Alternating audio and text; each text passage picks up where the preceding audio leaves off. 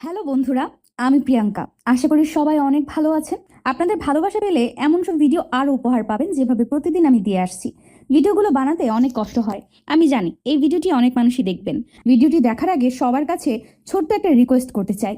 Please please please, যারা ভিডিওটি দেখবেন সবাই একটা করে অবশ্যই সাবস্ক্রাইব করে যাবেন যদি ইউটিউব থেকে দেখে থাকেন। আর ফেসবুক থেকে দেখে থাকলে অবশ্যই ফলো করে দিবেন। আর যারা আমাকে ভালোবাসে তারা সবাই একটা করে লাইক দিয়ে দেখিয়ে দিবেন। Love you all. এই রাজ, তোর প্যান্টের চেন খোলা। তোর দেখা যাচ্ছে, তাড়াতাড়ি ওটা ঠিক কর। তুমি এত লুচ্চা কেন বলো?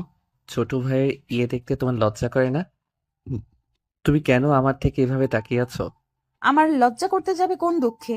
তুই আমাকে দেখাতে পারিস এখানে তোর লজ্জা করে না, আর আমি এখানে আমার লজ্জা করবে কেন? এই, তোমার চোখ বন্ধ করো। তুমি একদম ফাজিল হয়ে গেছো। আপন চাচাতো ভাইয়ের প্যান্টের চেইন খোলা, আর সেটাও তুমি সবার সামনে এভাবে বলতে পারলে? এই বলে রাজ সেখান থেকে কোনো রকমে আড়ালে চলে গেল। আসলে বাড়িতে একটা পার্টি হচ্ছিল, আর সেখানেই বাড়ির সবাই উপস্থিত ছিল। তখনই রাজ সেখানে আসে। তাড়াহুড়ো করতে গিয়ে তার প্যান্টের চেন খোলা ছিল, ওটা সে খেয়াল করেনি। আর পার্টির ভেতরে প্রবেশ করতেই আশা সেটা দেখতে পেল এবং সবার সামনেই তাকে এই কথা বলল। এবং তখনই পার্টিতে থাকা সকল মানুষ রাজের দিকে তাকিয়ে থাকে। তাদের রাজ অনেকটা লজ্জা পেয়েছে, কিন্তু আশার তাতে কিছুই যায় আসে না। কারণ কেউ যদি নিজের শরীরের কাপড়ের খোঁজ না রাখতে পারে, তাহলে এতে অন্য কারো দোষ কেন হবে? রাজ প্যান্টের চেন ঠিক করে আবারও পার্টিতে আসলো।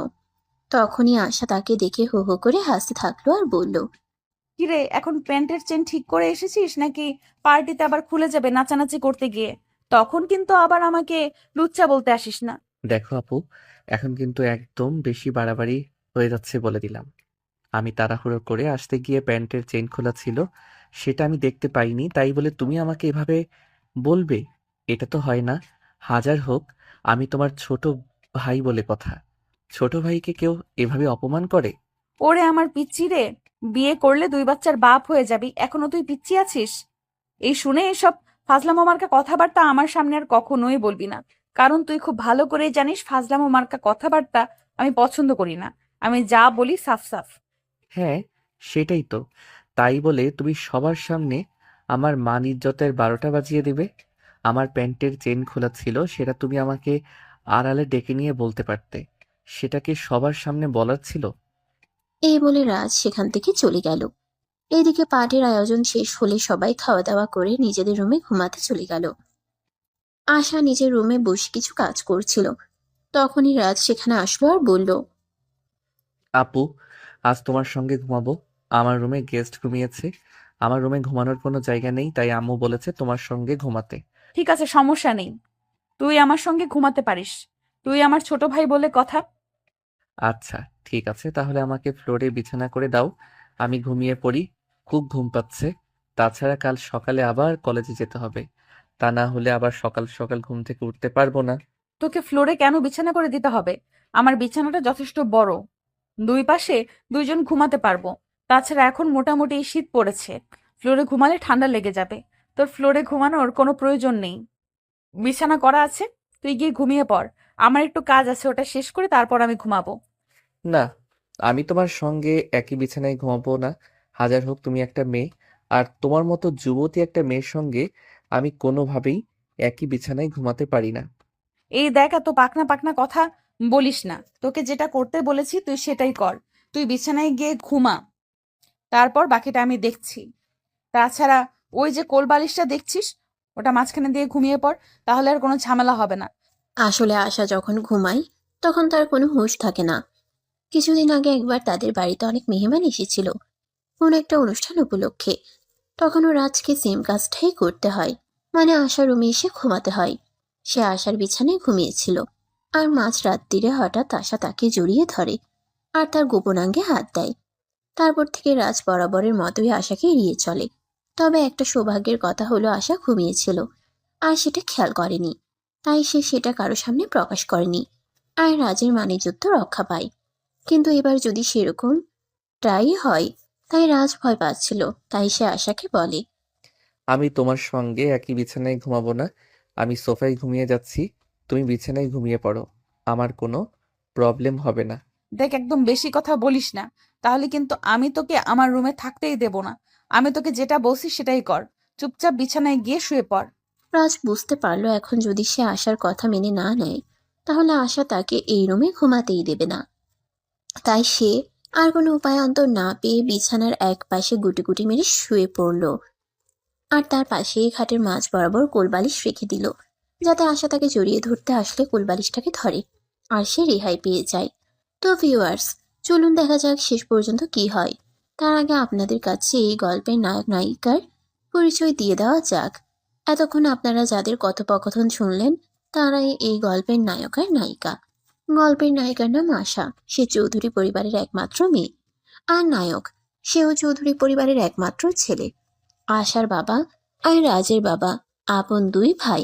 তাদের কোনো বোন ছিল না, তাই তাদের বাবা মা মারা যাওয়ার আগে তাদেরকে বলেছিল যেন তারা দুই ভাই কখনোই পৃথক না হয়, মৃত্যুর আগ পর্যন্ত যেন একসাথেই থেকে যায়।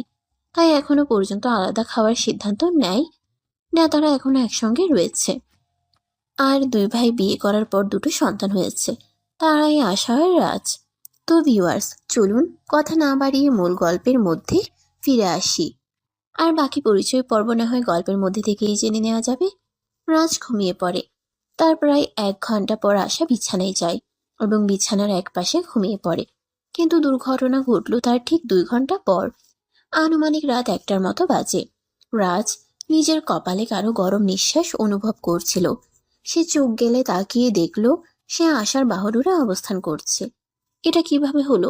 মাঝখানে তো কোলবালিশ ছিল, তাহলে কোলবালিশ কোথায় গেল আর এখানে কিভাবে আসলো? এটাই চিন্তা করছিল আর নিজেকে ছাড়ানোর চেষ্টা করছিল। তখনই আশা ঘুম ঘুম চোখে বলে ওঠে, আরে কি ব্যাপার, কি সমস্যা তোর?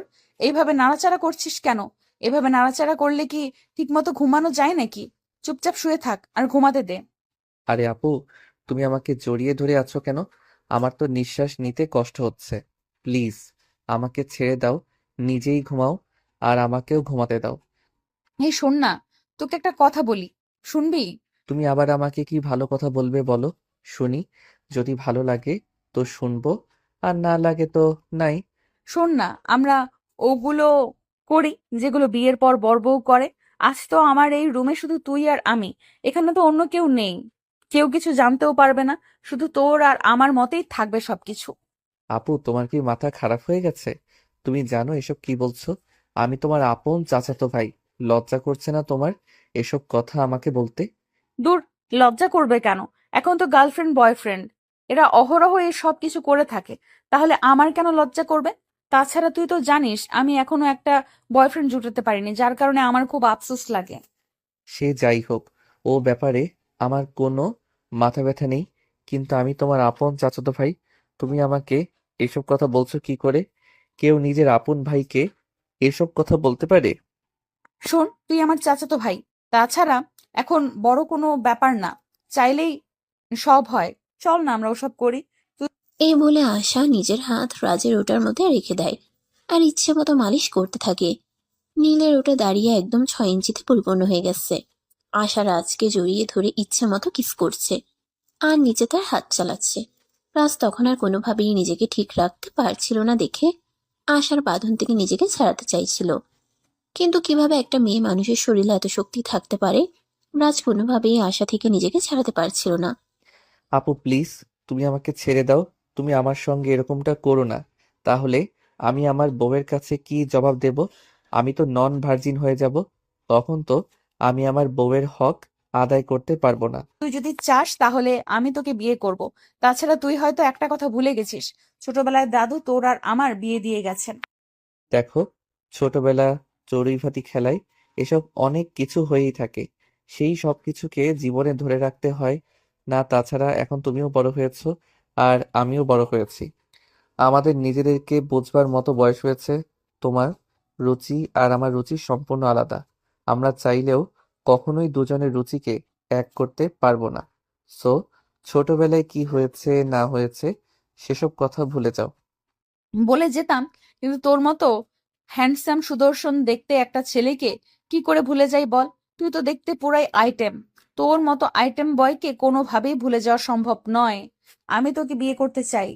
আপু প্লিজ, ওসব কথা বন্ধ করো। আর আমাকে ছেড়ে দাও। বাড়ির কেউ দেখে ফেললে কিন্তু সর্বনাশ হয়ে যাবে। আর বাড়িতে অনেক গেস্ট রয়েছে, মান ইজ্জত তো যাবেই। কিন্তু আশা এইসব কথার কোনো পরোয়া না করে সে তার মতো করেই তার হাত আর ঠোঁট চালিয়ে যাচ্ছিল আর রাজকে উত্তেজিত করার চেষ্টা করছিল। অপরদিকে আশার প্রচেষ্টার কাছে রাজকে হার মানতে হলো। আশা নিজের চেষ্টায় সফল হলো এবং রাজের সঙ্গে শারীরিক সম্পর্ক স্থাপন করলো। আশার মনস্কামনা পূর্ণ হলে সেই রাজকে ছেড়ে দেয় এবং বিছানার একপাশে ক্লান্ত হয়ে শুয়ে পড়ে। তখন রাজ বলতে থাকে, তোমার রুমে ঘুমোতে আসাটাই আমার ভুল হয়েছে। তুমি আমার সঙ্গে এরকমটা করবে আমি কোনোদিন কল্পনাও করিনি। হাজার হোক তুমি আমার বড় বোন, এমনটা কিভাবে পারলে করতে? আমি যে আমার মনকে বাধা দিয়েও মানাতে পারছিলাম না, তাই তো এমনটা করলাম। দোষের কি আছে এতে? ছোটবেলা থেকে তো আমাদের বিয়ে ঠিক হয়ে আছে। কয়েকদিন পর না হয় ফ্যামিলিকে আমরা বলবো আমরা দুজন দুজনকে বিয়ে করতে চাই, তাহলে তো সব সমস্যার সমাধান হয়ে যাবে। আসলে সত্যি কথা এটাই যে তোমার মাথায় সমস্যা আছে। তোমার মাথায় সমস্যা না থাকলে তুমি এই কথাগুলি কখনোই বলতে পারবে না। তুমি একটা মেয়ে, কি করে তুমি ফ্যামিলির কাছে এসব কথা বলবে একবারও ভেবে দেখেছো? এখানে ভেবে থাকার কি আছে? তোর আর আমার বিয়ে ঠিক হয়ে আছে অনেকদিন আগে থেকেই। তাহলে এখানে এত চিন্তা করার কি আছে? ফ্যামিলিকে বলবো, ফ্যামিলি মেনে নেবে, দ্যাটস ইট। সত্যি, আমি যদি জীবনে কোনো একটা বড় ভুল করে থাকি তাহলে হলো তোমার রুমে ঘুমাতে আসা। এটাই আমার জীবনের সবচাইতে বড় ভুল। আমি যদি এখানে না আসতাম তাহলে আমার সঙ্গে এরকমটা হতো না। হ্যাঁ, আমিও তো সেটাই বললাম। তুই আসলে কেন আমার রুমে? আমি তো আর ইচ্ছে করে তোকে এখানে ডেকে আনিনি। তোকে দেখে আমি নিজেকে কন্ট্রোল করতে পারছিলাম না। এখানে আমার কি দোষ তুই নিজেই বল। এদিকে সকাল হয়ে আসছিল তাই রাজ আর সেখানে বসে না থেকে রুম থেকে বের হয়ে চলে আসলো পার্কে। গিয়ে বেশ কিছুক্ষণ হাঁটাহাঁটি করলো। তারপর বাসায় এসে ফ্রেশ হয়ে ভার্সিটি যাওয়ার জন্য তৈরি হয়ে নিল। আরে ভিউয়ার্স, আপনাদের তো বলাই হলো না আমাদের গল্পের নায়ক নায়িকারা কি কি করে না করে। আমাদের গল্পের নায়িকা আশা এই বছর অনার্স ফাইনাল ইয়ারে পড়াশোনা করছে, আর আমাদের গল্পের নায়ক রাজ এই বছর অনার্স ফার্স্ট ইয়ারে পড়াশোনা করছে। মানে দুজনের বয়সের ব্যবধান 3 বছর। তো ভিউয়ার্স, চলুন কথা না বাড়িয়ে মূল গল্পে ফিরে আসি। রাজ যখন রেডি হয়ে বাসা থেকে বের হতে যাবে তখনই পিছন থেকে তার বড় আম্মু তাকে বলে, কি ব্যাপার রাজ? সকালবেলা আমি ঘুম থেকে উঠে সবার জন্য নাস্তা তৈরি করেছি, আর তুই কিনা না খেয়ে বাসা থেকে বের হয়ে যাচ্ছিস? তোর কিছু হয়েছে নাকি? তোর মুখটা এমন দেখাচ্ছে কেন? না বড় আম্মু, কিছুই হয়নি। এমনিতেই আমার শরীরটা ভালো লাগছে না, তাই চলে যাচ্ছি। তাছাড়া আমার খাওয়ার ইচ্ছা হচ্ছে না। কি হয়েছে বল আমাকে, আমি তোকে ওষুধ দিই, তাহলেই ঠিক হয়ে যাবে। না বড় আম্মু, সেরকম কিছুই হয়নি। আমার ওষুধ লাগবে না। আমি ক্যান্টিন দেখে কিছু খেয়ে নেব। আমি এখন আসি। আরে এটা তুই কি বলছিস? তুই চলে যাবি? তাহলে আশা কার সঙ্গে ভার্সিটিতে যাবে? তুই আশাকে তোর সঙ্গে নিয়ে যা। আজ আমি পারবো না, আপুকে বলে দিও বাসা থেকে গাড়ি নিয়ে ভার্সিটিতে চলে আসতে। আর হ্যাঁ, এখন থেকে আমি আর আপুকে আমার সঙ্গে নিয়ে যেতে পারবো না। আপুকে বলে দিও নিজের ব্যবস্থাটা নিজেই করে নিতে। তোমার মেয়েকে প্রতিদিন আমার সঙ্গে নিয়ে যেতে আমার ভালো লাগে না। এটা তুই কেমন ধরনের কথা বলছিস? আশা তোর বোন হয়, আর তাকে তুই তোর সঙ্গে নিয়ে যেতে পারবি না? কেন? এর পিছনে কারণ কি এটা আমাকে বল, আমি শুনি। কোনো কারণ নেই, আমি এমনিতেই নিয়ে যেতে পারবো না, তাই বললাম।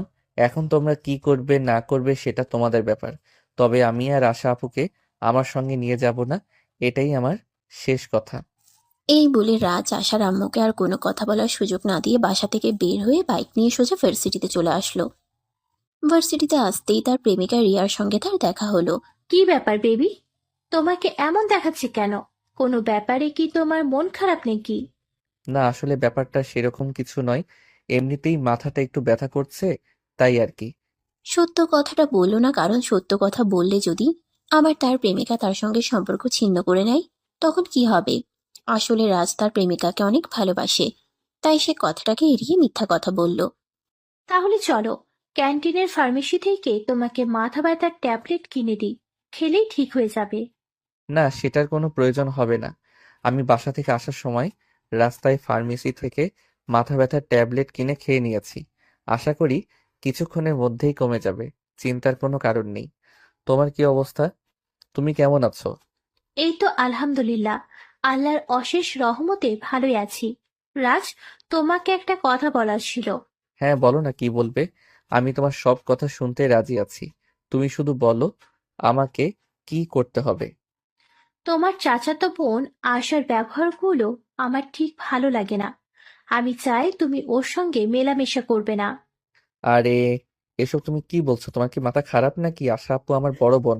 সে আবার কি খারাপ আচরণ করলো যেটা তোমার চোখে পড়লো আর আমার চোখে পড়লো না? প্লিজ নিজের মেন্টালিটি ঠিক করো। সে আমার বড় বোন হয়, তাকে নিয়ে বাজে কথা বলবে না। ঠিক আমার কথা শুনে হয়তো তোমার আমার মেন্টালিটি খারাপ মনে হতে পারে, কিন্তু এটা শুধু আমি না, পুরো ভার্সিটির স্টুডেন্টরা খেয়াল করে। আর অনেকেই আমাকে বলেছে সে নাকি তোমার সঙ্গে ঘাড়ে পড়ে মিশতে চায়। দেখো, তুমি আমার ফ্রেন্ড।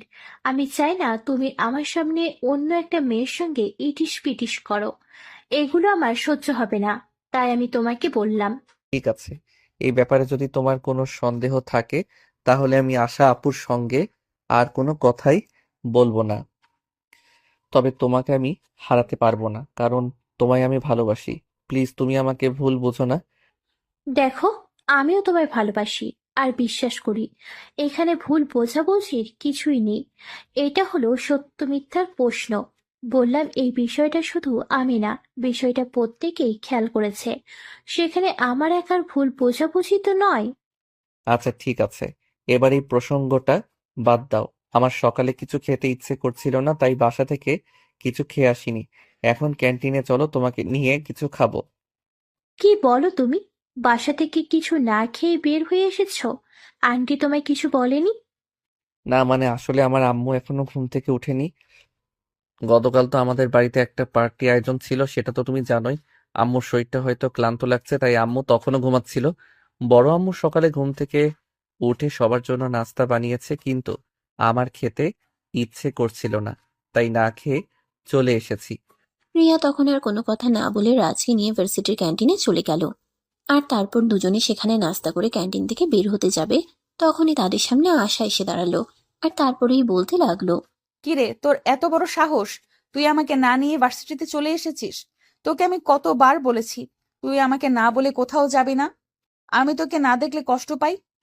কথাটা শোনা মাত্র রিয়া রাজকে বলতে লাগলো, এইবার তো তুমি বুঝতে পারলে আমার কথা বলার কারণ কি।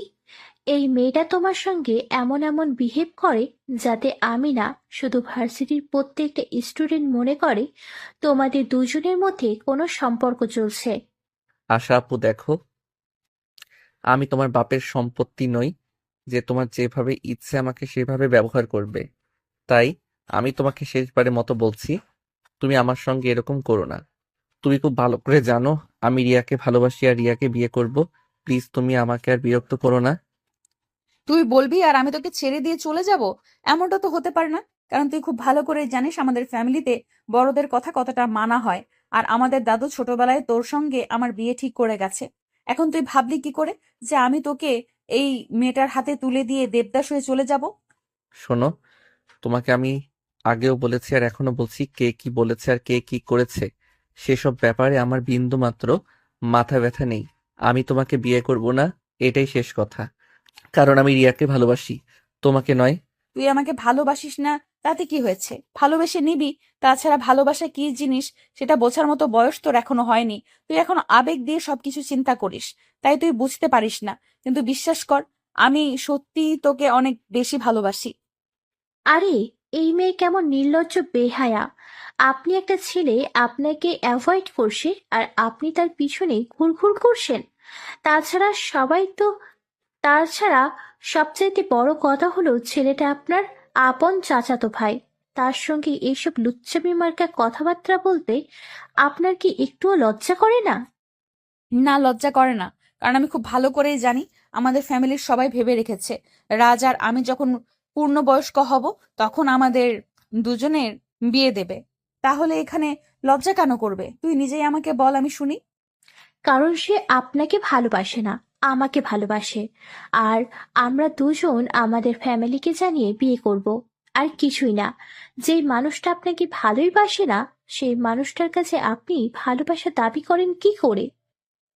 আমি কি করে দাবি করি সেটা নিশ্চয়ই তোর কাছ থেকে জানতে যাব না।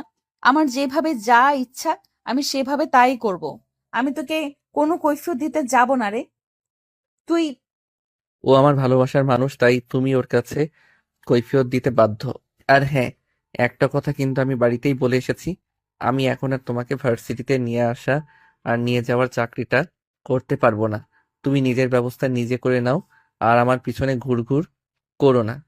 এই বলে রাজ সেখানে আর এক মুহূর্ত দেরি না করে রিয়াকে হাত ধরে টানতে টানতে সেখান থেকে ক্লাসে চলে গেল। ক্লাসে আসতে না আসতেই রিয়া তাকে বলতে লাগলো, রাজ চলো আমরা বিয়েটা করে ফেলি। তা না হলে তোমার এই বোনটাকে যেরকম দেখা যাচ্ছে মনে হয় খুব তাড়াতাড়ি একটা ঝামেলা বাঁধিয়ে দেবে। তখন কিন্তু তুমিও আমাকে হারাবে আর আমিও তোমাকে। তুমি কোনো চিন্তা করো না, উল্টাপাল্টা কিছুই হবে না। আমি তো তোমায় ভালোবাসি, তাই না? তুমি আমার উপর ভরসা রাখো, আমি সবকিছু ঠিক করে নেব। হ্যাঁ, তুমি আমায় ভালোবাসো এই কথা আমি বিশ্বাস করি, আর তোমাকেও বিশ্বাস করি। কিন্তু এই মেয়েটাকে আমার বিন্দুমাত্র বিশ্বাস আর ভরসা নেই, কোনোটাই নেই। এই মেয়েটা যে কোনো সময় যে কোনো দুর্ঘটনা ঘটিয়ে দিতে পারে। তখন তুমি কি করবে? তুমি যদি আমাকে বিশ্বাস আর ভরসা দুটোই করো, তাহলে তুমি চুপচাপ বসে থাকো, কিছুই হবে না, কারণ আমি তোমাকে ভালোবাসি, ওকে নয়। এরপর রাজ রিয়াকে আরো অনেকগুলো কথা বলে বুঝালো। আর তারপর ক্লাস শুরু হলো। ক্লাস শেষ হলে রাজের বন্ধু হৃদয় তার সঙ্গে দেখা করতে আসে। দোষ, শোন, তোকে একটা ব্যাপারে কথা বলার ছিল। দেখ, আমরা সবাই জানি তুই রিয়াকে খুব ভালোবাসিস, কিন্তু আশা আপুর কর্মকাণ্ডগুলো আমাদের সবার চোখে পড়ছে। তুই যদি রিয়াকে ভালোবাসিস তাহলে রিয়াকে বিয়ে করে নে। হ্যাঁ, বিয়ে তো আমি রিয়াকেই করব, তবে আমি তো একটা ছেলে মানুষ, চাইলেই যে কোনো সময় বিয়ে করে নিতে পারি না। এই তো সবেমাত্র অনার্স প্রথম বর্ষে পড়াশোনা করছি, এখন যদি বিয়ে করি তাহলে আমার ফ্যামিলির মানুষ কি বলবে? তোর ফ্যামিলির মানুষ কি বলবে সেটা ভাই আমরা জানি না, কিন্তু তোকে শুধু এইটুকু কথা বলার ছিল, তুই যদি রিয়াকে সত্যি ভালোবাসিস তাহলে যত তাড়াতাড়ি পারিস রিয়াকে বিয়ে করে তোদের বাড়ি নিয়ে যা। তা না হলে হয়তো একটা গন্ডগোল হয়ে যেতে পারে, কারণ তুই আশা আপুকে চিনিস না। আশা আপু ইদানিং যা শুরু করেছে সেগুলো ভার্সিটির সবার চোখে পড়ছে। আচ্ছা ঠিক আছে, চিন্তা করিস না, আমি দেখছি কি করা যায়, তবে খুব তাড়াতাড়ি ভালো একটা সলিউশন করতে হবে। অতঃপর হৃদয় আর কোনো কথা না বলে সেখান থেকে চলে গেল। এরপর ভার্সিটি ছুটি হলে রাজ ভার্সিটি থেকে বের হতে যাবে, তখনই আশা তার সামনে এসে দাঁড়ায় আর বলে, আমি তোর সঙ্গে যাব, আর তুই আমাকে সঙ্গে নিয়েই বাসায় যাবি, এটাই আমার শেষ কথা। আমি তো তোমাকে বলে দিয়েছি আমি তোমাকে নিয়ে আর যাওয়া আসা করতে পারবো না। তোমার যদি ভাইকে যাওয়া আসা করতে হয় তাহলে তুমি একটা বাইক কিনে নাও আর নিজেই সেটা চালানো শিখে নাও, আমাকে অযথাই বিরক্ত করো না, আমি তোমার চাকর নই। আরে তুই আমার চাকর হতে যাবি কেন? তুই তো আমার হবু জামাই। আরে তুই আমার চাকর হতে যাবি কেন? তুই তো আমার হবু জামাই। তাই তোর কাছে আমি যা কিছু চাইবো তোর সব কিছুই আমাকে দিতে হবে। দেখো, তুমি আমার মেজাজ খারাপ করো না, আমি তোমাকে যেটা বলছি তুমি সেটাই করো। আর একটা কথা, তুমি কখনোই আমাকে নিজের হবু জামাই বলে দাবি করবে না। আমি তো তখনও বলেছি আর এখনো বলছি, আমি কোনোদিনই তোমাকে বিয়ে করব না। আমার যদি বিয়ে করতেই হয় তাহলে আমি রিয়াকেই বিয়ে করব। আমিও তোকে বলে দিচ্ছি, তুই যদি কাউকে বিয়ে করিস তাহলে সেটা আমাকেই করবি। আমি ছাড়া অন্য কোনো মেয়ে তোর জীবনে কোনোদিনও আসবে না। এটা আমি তোকে চ্যালেঞ্জ করলাম। ঠিক আছে, তাহলে আমিও চ্যালেঞ্জ অ্যাকসেপ্ট করলাম, আমি কোনোদিনই তোমাকে বিয়ে করব না। এই বলে রাজ সেখানে আর এক মুহূর্ত দেরি না করে বাইক নিয়ে চলে গেল। এদিকে আশা বেশ কিছুক্ষণ গেটের সামনে দাঁড়িয়ে থেকে রাজ ফিরে না আসায় সে একটা রিক্সা নিয়ে বাড়িতে চলে আসলো। বাড়িতে এসে রাজের আম্মুর কাছে বিচার দিতে লাগলো। ছোট আম্মু, তোমার ছেলে ইদানিং আমার সঙ্গে অনেক খারাপ আচরণ করছে। আজকে ভার্সিটিতে তার সমস্ত বন্ধুদের সামনে আমাকে অপমান করেছে।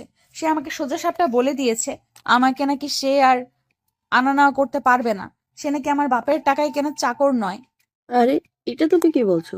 সত্যি বলছো তো রাজ তোমাকে এই কথা বলেছে? আচ্ছা ঠিক আছে, তুমি যদি সত্যি বলে থাকো তাহলে রাজ আসলে আমি রাজকে এটা জিজ্ঞাসা করবো।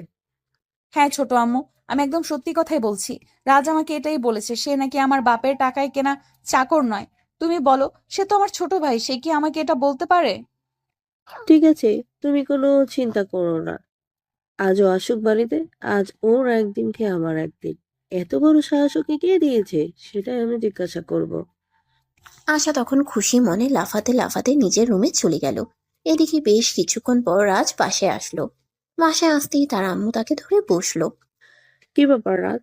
এইসব আমি কি শুনেছি? তুমি নাকি কিসব বলছো এগুলো? তোমার কাছ থেকে কি আমরা এগুলোই আশা করেছি? তুমি আমাদের ফ্যামিলি ছেলে, এটা তো ভাবতে আমার অবাক লাগছে। আম্মু, কেউ যদি তোমার কাছে আমার নামে মিথ্যা কথা বলে আর সেটাকে সত্য বলে চালিয়ে দেয়, তাহলে তো আমার কিছুই করার নেই। তবে আমি একটা কথা স্পষ্ট জানিয়ে দিয়েছি, আমি আর আশা প্রসঙ্গে এসব ডলাডলি করতে পারবো না। এগুলো আমার ভালো লাগে না। ভার্সিটির সব স্টুডেন্টরা এগুলো নিয়ে মজা নেয়, তাই আমি এগুলো আর সহ্য করতে পারছি না। প্লিজ, এটা যদি আমার অন্যায় প্লিজ, এটা যদি আমার অন্যায় হয়ে থাকে, তাহলে ফ্যামিলির সবাই আমাকে ক্ষমা করে দিও। কিন্তু এটা করা আমার পক্ষে আর সম্ভব নয়। তার মানে আশা আমাদেরকে যা কিছু বলেছে সবকিছুই সত্যি? তুমি আশার সঙ্গে সত্যি তোমার বন্ধুদের সামনে খারাপ ব্যবহার করেছো? কে কি বললো না বললো তাতে কিন্তু আমাদের কিছুই যায় আসে না। আর একটা কথা তুমি ভুলে যেও না, আশা কিন্তু শুধু তোমার বোন নয়, সে কিন্তু তোমার হবু স্ত্রী। আমরা কিন্তু তার সঙ্গেই তোমার বিয়ে দেব। পাগলামি হয়েছি নাকি তোমরা হয়েছো, আমি সেটাই বুঝতে পারছি না। এই মেয়েটাকে আমি কেন বিয়ে করতে যাব? এই মেয়েটা তো এই মেয়েটা তো আমার থেকে বয়সে অনেক বড়। তাছাড়া যে আমার আপন চাচাতো বোন, তাকে কেন আমি বিয়ে করতে যাব বলো আমাকে? অত সব কৈফিয়ত আমরা তোমাকে দিতে পারবো না। ছোটবেলা থেকে তোমাদের দুজনের বিয়ে ঠিক হয়ে আছে, তাই তোমাদের দুজনেরই বিয়ে করতে হবে। আর যদি তুমি আশা ছাড়া অন্য কোনো মেয়েকে বিয়ে করে এই বাড়িতে নিয়ে আসো, তাহলে আমরা ভুলে যাব যে তুমি আমাদের সন্তান, আর এই ফ্যামিলি তোমাকে ত্যায্য করবে। ঠিক আছে, তাহলে তাই হোক। আজ থেকে তোমরা ভুলে যাও যে তোমাদের একটা সন্তান ছিল। কিন্তু তারপরেও আমি এই মেয়েটাকে মেনে নিতে পারবো না। আমি আজ এবং এই মুহূর্তে এই বাড়ি থেকে চলে যাচ্ছি। কোথায় যাব তার কোনো ঠিক নেই। তোমরা আমাকে খুঁজতে যেও না, কোথাও খুঁজে পাবে না। এই বলে রাজ সোজা নিজের রুমে চলে আসলো। আর তারপরও নিজের প্রয়োজনীয় কিছু জিনিসপত্র গুছিয়ে নিয়ে বাড়ি থেকে কাউকে কিছু না বলেই বের হয়ে গেল। সন্ধ্যা পেরিয়ে রাত হলো। রাত তখন আনুমানিক 11টার মতো বাজে। সবাই খাবার টেবিলে খাবার নিয়ে অপেক্ষা করছে, কিন্তু কেউ রাজকে কোথাও দেখতে পাচ্ছে না। তখনই আশা তার ছোট আম্মুকে প্রশ্ন করলো। কি ব্যাপার ছোট আম্মু? রাজকে কোথাও দেখতে পাচ্ছি না কেন? আমি তো সারা দিন তোর নতুন না যে খুঁজছি, ওকে তো কোথাও দেখতে পেলাম না। রাজ কোথায় গেছে? ওকে কি তুমি ফোন দিয়েছিলে? সে কোথায় গেছে আমি কিছুই জানি না, যে আমার কাছে কিছুই বলে যায়নি। তাছাড়া সে যখন বাসায় এসেছিল তখন আমি তোমার ব্যাপারে এই কথা বলেছিলাম, যে সে আমাকে স্পষ্ট জানিয়ে দিয়েছে প্রয়োজন হলে সেই বাড়ি ছেড়ে চলে যাবে, কিন্তু তোমাকে সে কোনোভাবেই বিয়ে করবে না। এটা নিয়ে তার সঙ্গে ঝামেলা হয়েছিল। তাহলে তুমি আমাকে এই কথাটা তখন বললে না কেন? আমি ওকে আটকে দিতাম। কিন্তু এখন সে কোথায় গেছে এটা আমরা কিভাবে জানবো? আর তাকে কিভাবে খুঁজে আনবো? এত চিন্তার কিছুই নেই, সে এখন আর ছোট বাচ্চা নয়, তার ইচ্ছে মতো সবকিছু হবে না এই বাড়িতে। যেখানে ইচ্ছে সেখানে যাক, যখন এই আবেগ ফুরিয়ে যাবে তখন সে নিজেই এই বাড়িতে চলে আসবে। সন্ধ্যা পেরিয়ে রাত হলো। রাত তখন আনুমানিক 11টার মতো বাজে। সবাই খাবার টেবিলে খাবার নিয়ে অপেক্ষা করছে, কিন্তু কেউ রাজকে কোথাও দেখতে পাচ্ছে না। তখনই আশা তার ছোট আম্মুকে প্রশ্ন করলো। তখন কেউই আর এই বিষয়ে কোনো কথা বলল না। সবাই খাওয়া দাওয়া করে নিজেদের রুমে চলে গেল। কিন্তু এদিকে আশা নিজের রুমের ব্যালকনিতে পায়চারি করছে। তার চোখে ঘুম আসছে না। বারবার সে রাজের নাম্বারে ফোন করছে, কিন্তু ফোন সুইচ অফ বলছে। কেন এরকমটা হচ্ছে কেউ কি কিছু বুঝতে পারছে না। অপরদিকে রাজ বাসা থেকে বের হয়ে তার বন্ধু হৃদয়ের বাড়িতে উঠে, আর সেখানেই তার সঙ্গে কথোপকথন। হৃদয়, আমি সিদ্ধান্ত নিয়েছি আমি আর এই বাড়িতে থাকবো না, এই শহরেই থাকবো না। এখান থেকে দূরে কোথাও চলে যাব। যদি আমার ভালোবাসা সত্য হয় তাহলে তো রিয়া আমার জন্য অপেক্ষা করবে আর আমি ফিরে এসে তাকে বিয়ে করব। কিন্তু যদি রিয়া অপেক্ষা না করে তাহলে বুঝবো সে আমার ভাগ্যে ছিল না। কিন্তু এই বাড়িতে থাকা আমার আর হবে না। দোষ, এভাবে হুটহাট করে সিদ্ধান্ত নেওয়াটা আমার মনে হয় ঠিক হচ্ছে না। আশা আপু তোকে ভালোবাসে, তাছাড়া তোর ফ্যামিলির মানুষজন চায় তুই আশা আপুকে বিয়ে করিস, কিন্তু তুই কেন এটা করতে চাচ্ছিস না? আমরা তো সেটাই বুঝতে পারছি না। আমার ফ্যামিলির মানুষগুলোর সঙ্গে তোরও কি মাথা খারাপ হয়েছে নাকি যে আমি এই বুড়ো মেয়েটাকে বিয়ে করব? আমি কখনোই এই মেয়েটাকে বিয়ে করব না। তাছাড়া তোরা সবাই জানিস রিয়াকে আমি ভালোবাসি। সেখানে এই মেয়েটাকে বিয়ে করার প্রশ্নই ওঠে না, যে কিনা আমার থেকে 3 বছরের সিনিয়র। ঠিক আছে ভাই, তোর যেটা ভালো মনে হয় তুই সেটাই কর। তোর ব্যক্তিগত ব্যাপারে কোনো কথা বলতে চাই না। যাই হোক, তুই কি তোর আম্মুর কাছে কিছু বলে এসেছিস? না, আমি কারোর কাছে কিছু বলে আসিনি। কেউ যখন আমার কথা চিন্তা করবে না, তাহলে আমি কেন তাদের কথা চিন্তা করতে যাব? যাই হোক দোস্ত, তোর সঙ্গে একটা কথা বলতে এসেছি। হ্যাঁ বল, কি বলবি? তুই আমার বেস্ট ফ্রেন্ড, আর তোর জন্য আমি সবকিছু করতে পারি। দোস্ত, তুই তো খুব ভালো করে জানিস আমি বাড়ি থেকে রাগ করে চলে এসেছি। আমি বাড়ি থেকে নিজের খরচের জন্য কোনো টাকা পয়সা নিয়ে আসিনি। তোর কাছে যদি টাকা থাকে তাহলে তুই আমাকে কিছু টাকা দিয়ে সহযোগিতা কর। তারপর আমি যখন ফিরে আসব তখন তোর টাকাটা ফেরত দিয়ে দেব। আচ্ছা দোস্ত, ঠিক আছে, কোনো সমস্যা নেই। আমার কাছে কিছু জমানো টাকা আছে, আমি ওগুলো তোকে দিচ্ছি। তুই এগুলো তোর কাছে রাখ। তোর যখন সময় হবে তুই তখন আমাকে ফেরত দিস, কোনো সমস্যা নেই। এই বলে হৃদয় তার কাছে থাকা 30,000 টাকা রাজের হাতে তুলে দিল। আর রাজ সেই টাকাটা হাতে নিয়ে হৃদয়ের কাছ থেকে বিদায় নিয়ে হৃদয়ের বাসা থেকে বের হয়ে পড়ল অজানায় গন্তব্যে। এরপর চলে গেল 2 দিন। রাজের কোনো খোঁজ নেই। তার ফ্যামিলির মানুষজন সারা শহর তন্ন তন্ন করে খুঁজেছে, কিন্তু কোথাও তাকে খুঁজে পায়নি। ভার্সিটিতেও তার কোনো খোঁজ পাওয়া যাচ্ছে না।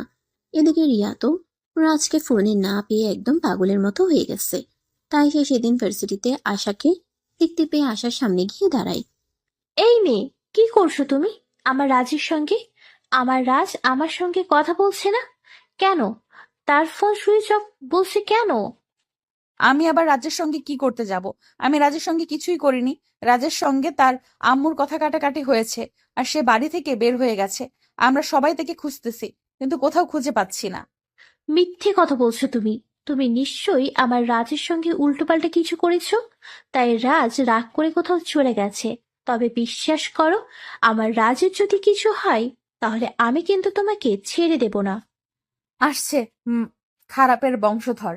এই মেয়ে, যা, তোর যা ইচ্ছা তুই তাই করিস। আমার সঙ্গে কথা বলতে এসেছিস কেন? আমি কি তোকে বলেছি আমি তোর রাজের খোঁজ তোকে দেব? যা আমার চোখের সামনে থেকে। একা তো আছে নিজের যন্ত্রণায়, আর এদিকে উনি আসছে আমাকে আরো যন্ত্রণা দিতে।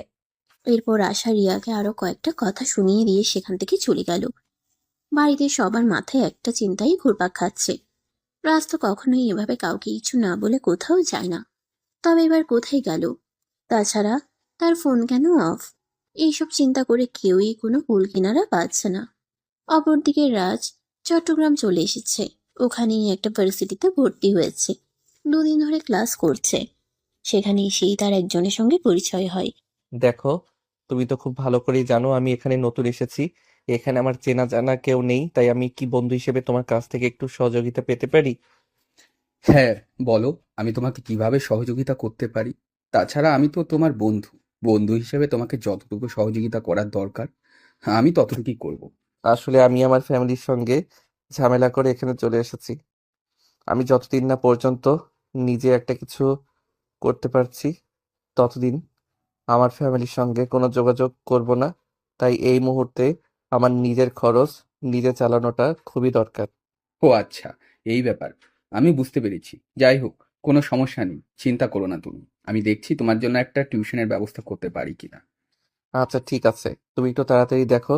আসলে আমি যে টাকাগুলো নিয়ে এসেছি এগুলো তো আর বেশি দিন যাবে না।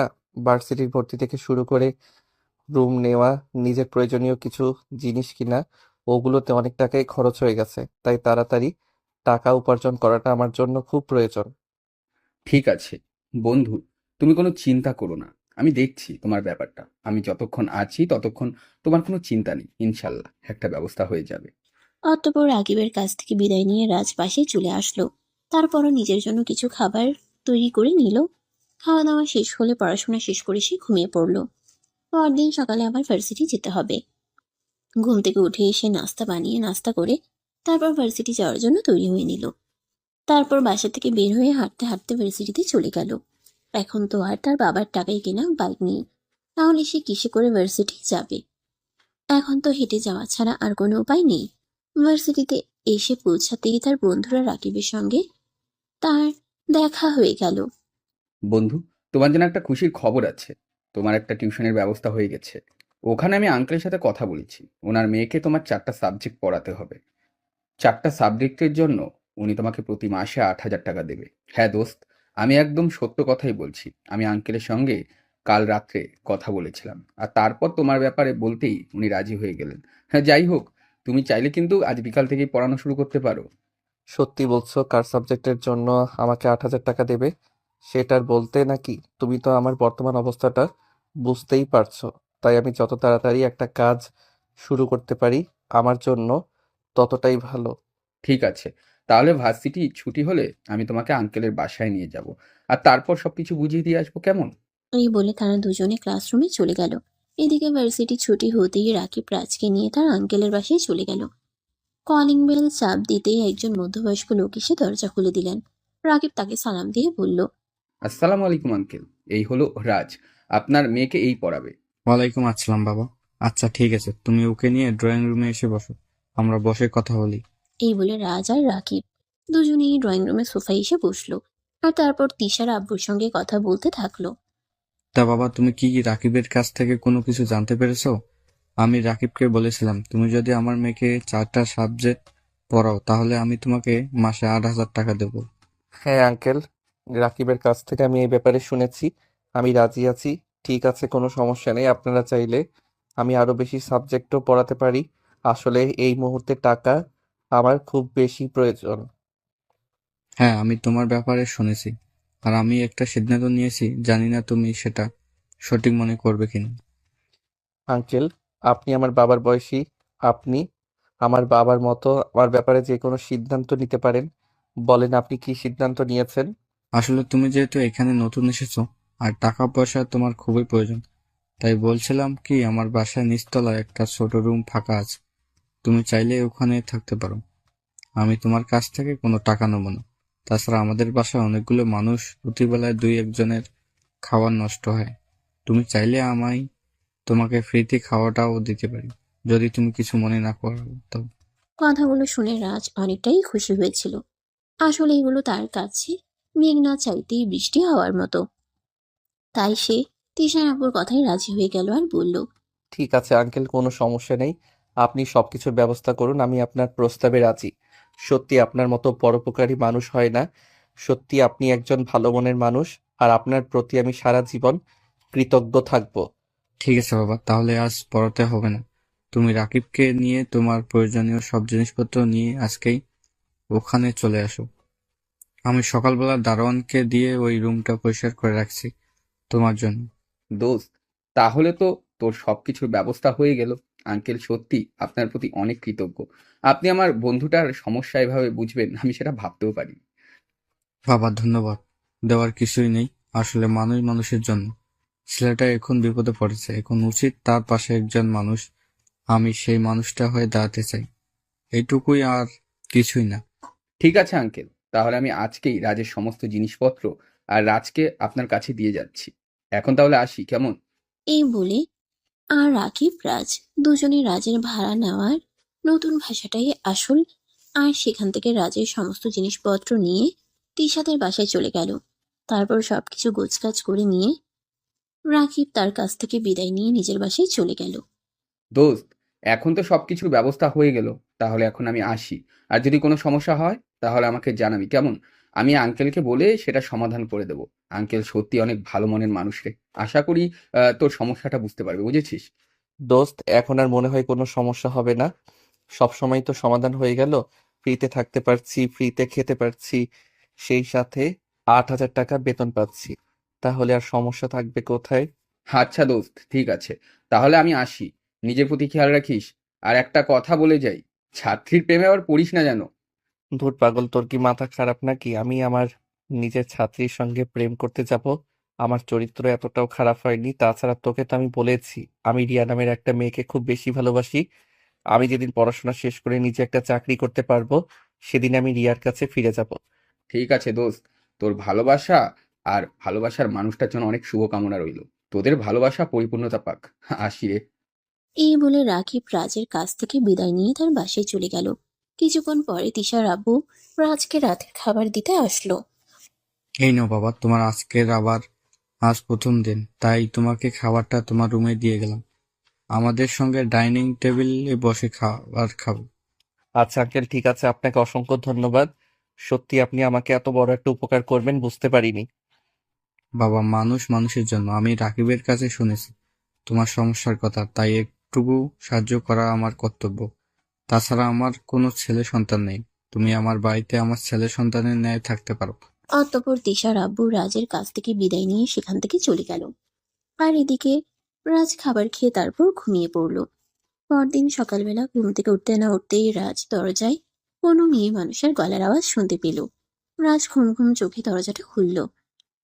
আসসালামু আলাইকুম, আমি তিশা। আপনি নিশ্চয়ই আমার নতুন টিউটর। ওয়ালাইকুম আসসালাম। হ্যাঁ, আমি তোমার নতুন টিউটর। এখন বলো কেন এসেছো? আপনাকে তো গতকাল আপু বলে গেছিল সকালে নাস্তার টাইম হওয়ার আগে ডাইনিং টেবিলে চলে যেতে, কিন্তু আপনি এখনো ডাইনিং টেবিলে আসলেন না কেন? তাই আব্বু আমাকে পাঠিয়েছে আপনাকে নিয়ে যেতে। ও আসলে গতকাল রাতে আমার একটু কাজ ছিল, ওটা শেষ করে ঘুমোতে দেরি হয়ে গেছে, তাই সকালবেলা ঘুম ভাঙছিল না। ঠিক আছে, তুমি যাও, আমি 5 মিনিটের মধ্যে ফ্রেশ হয়ে তারপর আসছি। ঠিক আছে, আপনি কিন্তু তাড়াতাড়ি চলে আসবে। আমরা সবাই নাস্তা দিলে আপনার জন্য অপেক্ষা করছি। এই বলে তিশা সেখান থেকে চলে গেল। এদিকে রাজ ফ্রেশ হয়ে কিছুক্ষণ পর খাবার টেবিলে গেল। তখনই তিশার আব্বু বলল, কি ব্যাপার রাজ, এত লেট হলো কেন?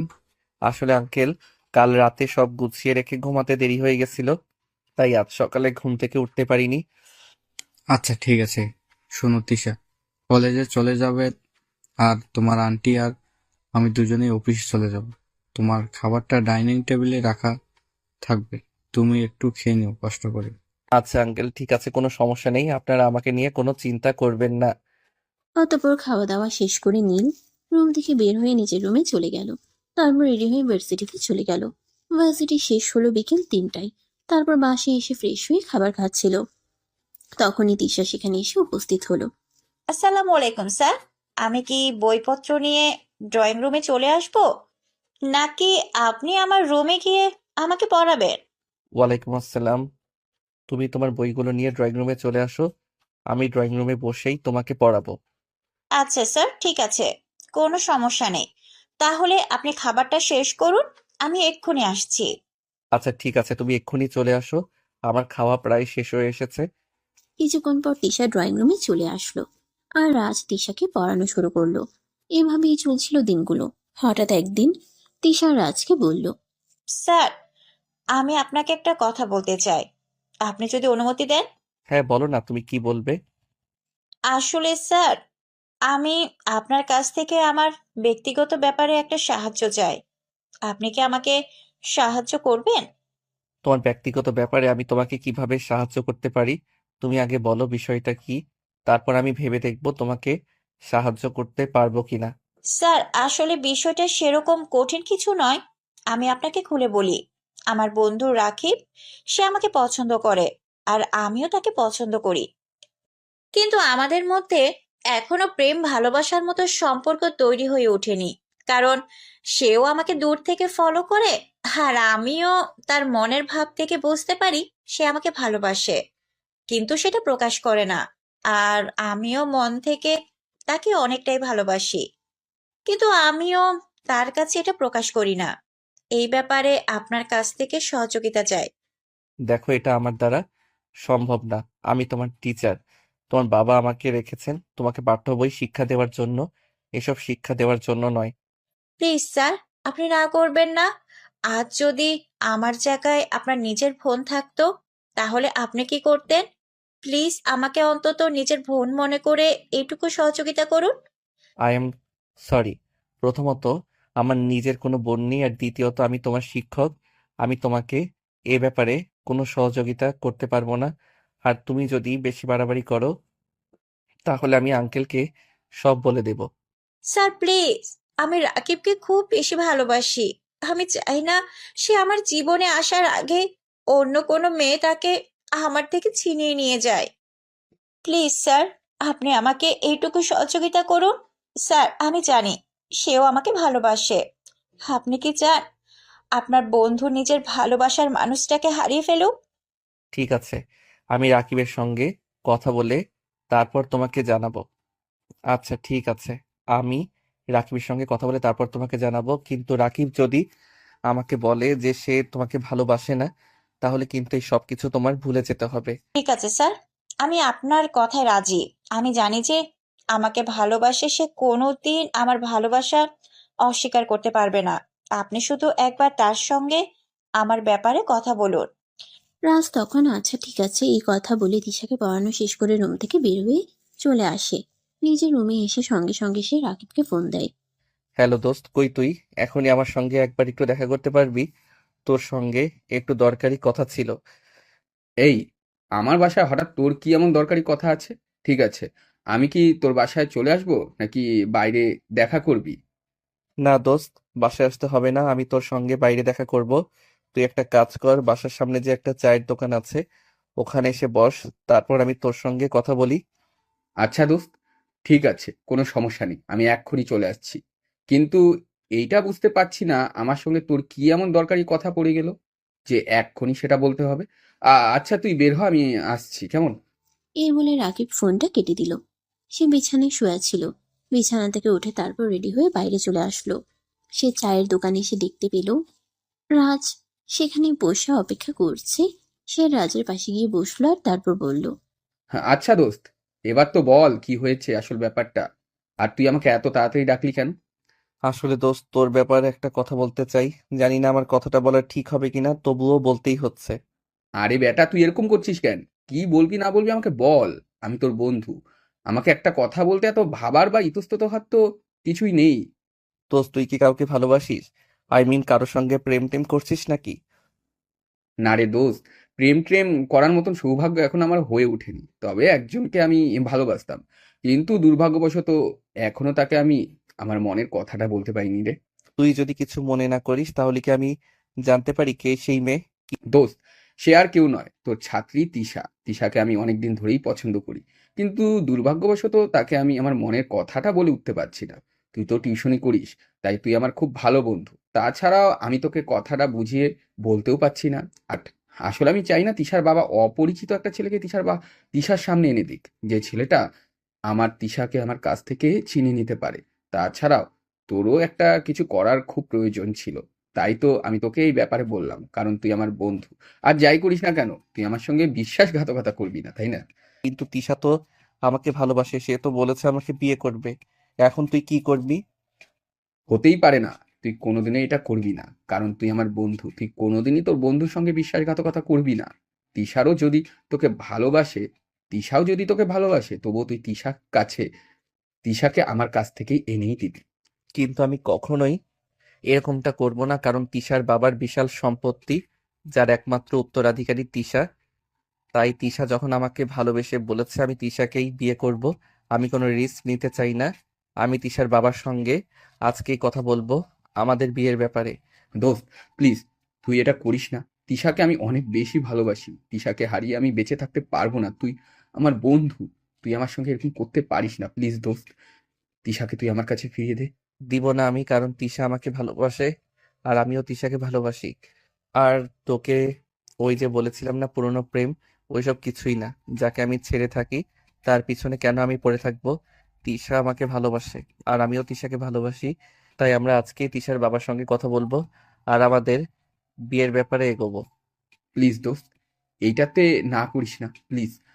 আমার প্রথম আর শেষ ভালোবাসা, তাকে ছাড়া আমি বাঁচতে পারবো না। তুই আমার কাছ থেকে আমার বেঁচে থাকার ইচ্ছাটাকে কেড়ে নিস না দোস্ত। আমি তো দুই পায়ে ধরি বন্ধু, বন্ধু হিসাবে এইটুকু কর আমার জন্য। তুই তো আমাকে বলেছিস তুই রিয়া নামে কাউকে ভালোবাসিস, তাহলে কেন তুই এই মেয়েটাকে ঠকাবি? কারণ শুধু একটাই, তিশার বাবার অঢেল সম্পত্তি আর তিশা দেখতে যথেষ্ট সুন্দরী। তাই আমি তিশাকে বিয়ে করব। প্লিজ তুই আমাদের দুজনের মাঝখানে আসিস না। রাজ, তুই আমার বন্ধু হয়ে তুই এটা করতে পারলি? তুই আমার ভালোবাসার মানুষটাকে এভাবে আমার কাছ থেকে কেড়ে নিবি, এটা আমি কোনোদিনও কল্পনা করিনি রে। ঠিক আছে দোস্ত, ভালো থাকিস। আমি আর কোনোদিনও তোদের সামনে আসবো না, দাঁড়াবো না। আজ আমি আমার নিজের জীবনটাকেই দিয়ে দেব, কারণ আমি একজনকে ভালোবেসেছিলাম। সেই মানুষটাকে আমার বন্ধু আমার কাছ থেকে ছিনিয়ে নিল। এরপর আমার বেঁচে থাকার আর কোনো ইচ্ছেই নেই রে। যদি কোনো ভুল করে থাকি তাহলে আমাকে ক্ষমা করে দিস, কিন্তু তুই ভালোবাসাবিহীন আমি বেঁচে থাকতে পারবো না। এই কথা বলে রাকিব সেখান থেকে উঠে যায় এবং পাশ দিয়ে চলে যাওয়া চলন্ত ট্রাকের নিচে ঝাঁপ দিতে চায়। আর তখনই রাজ তাকে ধরে ফেলে। আরে ভাই, তুই এটা কি করছিস? ভালোবাসার জন্য মানুষ জীবন দিয়ে দেয় নাকি? আরে হ্যাঁ, আমি আমার জীবন দিয়ে দিব, কারণ আমি আমার যে জীবনে আমার ভালোবাসার মানুষটাকে আমার করে পাবো না, সেই জীবন রেখে আমার কোনো লাভ নেই রে। তুই ছেড়ে দে আমাকে। তুই তো বলেছিস তুই তিশাকে বিয়ে করবি, তাহলে আমি বেঁচে থেকে কি করব বল? তোদের মট্টনাঞ্চ দেখবো নাকি? হ্যাঁ, তোর বোকা, তুই আমার বন্ধু, তুই আমার এত বড় একটা উপকার করলি, আর আমি তোর সঙ্গে বিশ্বাসঘাতকতা করব, এটা তুই ভাবলি কি করে? আসলে তিশাও তোকে ভালোবাসে, সে এটাই আমাকে বলেছিল। তাই আমি তোকে একটু পরীক্ষা করে দেখে নিলাম তুই তিশাকে কতটা ভালোবাসিস। হাজার হোক, সে আমার ছাত্রী। তুই সত্যি বলছিস তো তিশা আমাকে ভালোবাসে? দোস্ত, তুই প্লিজ সত্যি কথা বল। তিশার থেকে এ কথা বলছি, তিশা তোকে এ কথা বলছে কিনা আমি আর অন্য কিছু বলতে পারছি না। প্লিজ দোস্ত, তুই আমাকে সত্যি কথাটা বল না। হ্যাঁ রে ভাই, হ্যাঁ, আমাকে বলেছে সে তোকে ভালোবাসে। আমি যেন তোকে এই ব্যাপারে বলি, তাই তো আমি তোর সঙ্গে কথা বলতে আসলাম। তবে সে আমার ছাত্রী, তাই একটু খোঁজ খবর নেওয়ার ব্যাপার ছিল, তাই তো আমি তোকে একটু যাচাই করে নিলাম। তো এবার তোর ছাত্রীর জামাই বানাবি তো আমাকে? হ্যাঁ, অবশ্যই, একবার নয় 100 বার তোকে আমার ছাত্রীর জামাই না বানিয়ে কোনো উপায় আছে নাকি? তুই যদি মরে যাস তাহলে ড্রাইভার নেবে। তার চাইতে বরং ভালো হয় এটা যে আমি আমার ছাত্রীর সঙ্গে তোর প্রেমের সম্পর্কটাকে ঠিক করে দেই। দোস্ত, তুই সত্যি বলছিস তো তিশার সঙ্গে আমার সম্পর্কটা তুই ঠিক করে দিবি? আসলে দোস্ত, আমি একটু লাজুক প্রকৃতির, আমি কখনো আমার মনের কথাটা কাউকে সেভাবে বলে উঠতেই পারি না। তাই তো তিশাকে আমি আমার মনের কথাটা বোঝাতেই পারছিলাম না। কিন্তু দোস্ত, তুই সত্যি আমাকে অনেক বড় একটা উপকার করেছিস রে। তোর উপকারের কথা আমি কোনোদিনই ভুলবো না। এই বলে রাকিব রাজকে জড়িয়ে ধরে কাঁদতে থাকে। তখন রাজ রাকিবকে বলে, আরে বোকা ছেলে, তুই এভাবে কান্না করছিস কেন? তুই আমার বন্ধু, তোর জন্য এইটুকু করা আমার কর্তব্য। তাছাড়া তুই আমার অনেক উপকার করেছিস। তোর জন্য এইটুকু করতে যদি না পারি, তাহলে তো নিজেকে স্বার্থপর মনে হবে। এই নে, এটা তিশার নাম্বার। তিশা আমাকে দিয়েছে, বলেছে তোকে দিতে। ঠিক আছে দোস্ত, thank you so much. You are so great. তুই অনেক ভালো থাকিস রে জীবনে। অতঃপর দুজনে বেশ কিছুক্ষণ চায়ের দোকানে বসে আড্ডা আর গল্পগুজব করে। তারপর যে যার যার বাসায় চলে গেল। পরদিন বিকালবেলা রাজ যখন তিশাকে পড়াতে আসলো, তখনই তিশা রাজকে বলল, স্যার, আপনি তো আমাকেও ওর ব্যাপারে কিচ্ছু বললেন না। আপনি যে আমাকে বলেছিলেন আপনি রাকিবের সঙ্গে কথা বলে আমাকে জানাবেন। হ্যাঁ, আসলে তোমাকে কি করে বলবো সেটাই ভেবে পাচ্ছিলাম না। আসলে রাকিব তো আমাকে বলো, সে তোমাকে নয়, তোমার বান্ধবী প্রিয়াকে পছন্দ করে। স্যার, আমি কনফার্ম আপনি মিথ্যা কথা বলছেন। এটা কখনোই হতে পারে না। রাকিব আমাকেই পছন্দ করে আর আমাকেই ভালোবাসে। ডাহা মিথ্যা কথা বলছেন। আরে বাবা, আমি কেন মিথ্যা কথা বলতে যাব? আর আমার মিথ্যা কথা বলে লাভটাই বা কি? আমি যা সত্য তাই বলছি। রাকিব তোমাকে পছন্দ করে না, তোমার বান্ধবীর প্রিয়াকে পছন্দ করে। তাই প্রতিদিন কলেজ ছুটির পর এদিকে আসতে তোমার বান্ধবী প্রিয়াকে দেখতে। আপনি যদি গলায় ছুরি ধরে ওইটা বলেন, তারপরও আমি এটা বিশ্বাস করব না। কারণ রাকিব আমাকেই পছন্দ করে, আমার বান্ধবী প্রিয়াকে নয়। সে আমাকে ভালোবাসে। আর কে আমাকে ভালোবাসে না, এটা বোঝার মতো যথেষ্ট বয়স আর বুদ্ধি আমার হয়েছে। তাই আমি নিশ্চিত আপনি মিথ্যা কথা বলছেন। সত্য বলে যে মিথ্যাবাদীর শাস্তি হয়, এটা তোমার কাছে দেখলাম। সত্যি আমি সত্য কথা বলছি, আর তুমি আমাকে মিথ্যাবাদী প্রমাণ করে দিলে। না, আপনি একদম সত্যি কথা বলছেন না। আপনি আমাকে মিথ্যা কথা বলছেন। রাকিব আমাকেই পছন্দ করে আর আমাকেই ভালোবাসে। আপনি হয়তো কোনো কারণে এটা লুকিয়ে যাচ্ছেন আর আমাকে মিথ্যা কথা বলছেন। তোমাকে মিথ্যা কথা বলে কি আমার কোনো লাভ আছে সেটা বলো। আমাকে যদি তোমাকে মিথ্যা কথা বলে আমার কোনো লাভ থাকতো, তাহলে আমি তোমাকে মিথ্যা কথা বলতাম। তিশা তো এখন কোনো কথা না বলে চুপচাপ সেখান থেকে উঠে নিজের রুমে চলে গেল আর ব্যালকনিতে দাঁড়িয়ে কান্না করতে থাকলো। রাজ তখন পিছন পিছন তিশার রুমে গেল আর তিশার পিছনে দাঁড়িয়ে বলল, আই এম সরি তিশা, তোমাকে মিথ্যা বলার জন্য। রাকিব তোমাকেই ভালোবাসে। আমি তার সঙ্গে কথা বলেছিলাম, আমি তার সঙ্গে কথা বলে জানতে পারি সত্যি তোমাকে ভালোবাসে। আমি তোমার নাম্বার কাকে দিয়ে এসেছি, সে বলেছে সময় মতো তোমাকে ফোন করবে। স্যার, আপনি সত্যি বলছেন তো? আরে বাবা, এতক্ষণ মিথ্যা বলেছি বলে কি এখনো মিথ্যা বলবো নাকি? আমি সত্য কথাই বলছি। রাকিব তোমাকেই ভালোবাসে, সেটা আমি তার সঙ্গে কথা বলে কনফার্ম হয়েছি। Sir, you are so great. আমার এত বড় একটা উপকার করার জন্য আপনাকে অসংখ্য অসংখ্য ধন্যবাদ। আমি জানতাম রাকিব আমাকেই ভালোবাসে, তাই আপনাকে দিয়ে সেটা শিওর হয়ে নিলাম। ঠিক আছে, এখন পড়ার টেবিলে চলো। ঠিক মতো পড়াশোনা করতে হবে, তা না হলে আবার তোমার বাবা আমাকে মাস শেষে মাইনে দেবে না। প্রেমের জায়গায় প্রেম রাখবার, পড়াশোনার জায়গায় পড়াশোনা, তা না হলে কিন্তু আমি তোমার আব্বুকে সব বলে দেবো বলে দিলাম। ঠিক আছে স্যার, আপনি কোনো চিন্তা করবেন না, আমি দুটো জিনিসকে আলাদাভাবে রাখতে পারবো। এই বলে দুজনেই ড্রয়িং রুমে পড়ার টেবিলে চলে আসলো। আর রাজ তিশাকে পড়া বুঝিয়ে দিতে থাকলো। এভাবেই চলছিল দিনগুলো। তোমাদের রাকিব আর তিশার মধ্যে খুবই ভালো একটা সম্পর্ক তৈরি হয়ে গেছে। পড়াশোনার ফাঁকে দুজন দুজনকে যথেষ্ট সময় দিচ্ছে। ভালোবাসা, যত্ন, টেক কেয়ারের মধ্যে দিয়ে যাচ্ছে তাদের দিনগুলো। হঠাৎ একদিন রাজ রাকিবকে বলল, দোস্ত, তোদের ভালোবাসা থেকে না আমার একজনের কথা খুব বেশি মনে পড়ছে।